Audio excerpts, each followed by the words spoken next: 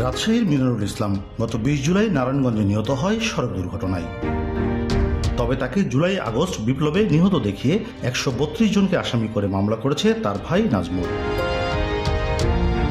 এমন মিথ্যা মামলার রহস্য অনুসন্ধানে দেশ টিভি টিম মিনারুলের মৃত্যু রহস্য জানতে প্রথমে সিটি কর্পোরেশনের জন্ম মৃত্যু নিবন্ধন সার্ভার যাচাই করি আমরা। সেখানে স্পষ্ট উল্লেখ করা হয়েছে মিনারুলের মৃত্যু সড়ক দুর্ঘটনায়।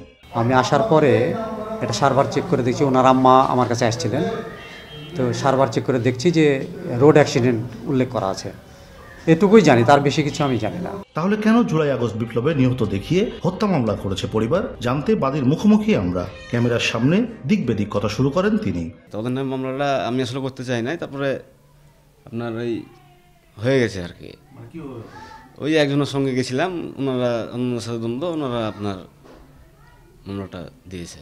একে তো মিথ্যা মামলা, তার উপর ঘটনাস্থল নারায়ণগঞ্জ আর অনেক আসামি রাজশাহীর। গ্রেপ্তার থেকে বাঁচতে মাসের পর মাস পালিয়ে বেড়াচ্ছে আসামি হওয়া নিরীহ মানুষগুলো। তবে নারায়ণগঞ্জ জেলা পুলিশ বলছে তদন্ত করে মিথ্যা মামলা খারিজের আবেদন করবেন তারা। আমাদের যে কোনো মামলা করার অধিকার যে কোনো নাগরিকের আছে, মামলা যে কেউ করতেই পারে। এর জন্যই তো তদন্ত। আমরা তদন্ত করে যদি দেখি ঘটনা মিথ্যা, আমরা ফাইনাল দেব।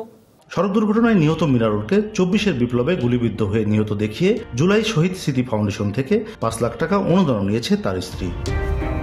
কাজী শাহেদ, দেশ টিভি, রাজশাহী।